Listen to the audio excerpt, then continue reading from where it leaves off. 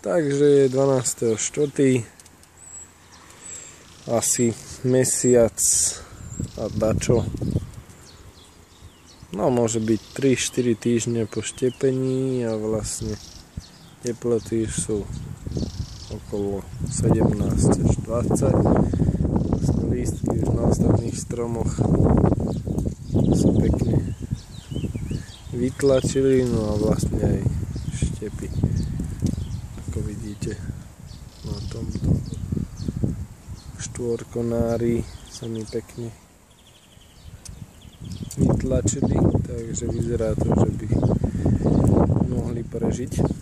No, tuto na tomto druhom bohužiaľ to také pekné není. Neviem, či to mravce vyhryzávajú alebo čo, ale vyzerá, že neviem, na tomto jednom to vyzerá, že tu by sa čosi mohlo ujať.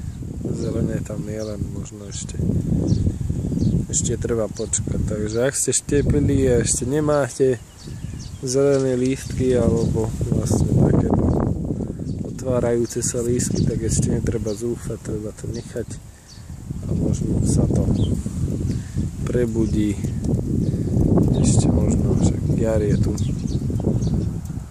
ešte to také 2 týždne, no ak nie, tak v každom prípade to nechajte, netreba to vylamovať a už na strom ešte je neskoršia odroda a ešte sa neprebudil, takže čo môžete robiť je vylamovať takéto blbosti. Vlastne ak by ste ich nechali, tak máte z toho vytlačiť nové konáre, takže ak je pod miestom štepenia nejaká zelené lístky ako toto, tak ich treba vylamovať, aby proste energia živiny išli do horných častí. Takže toľko.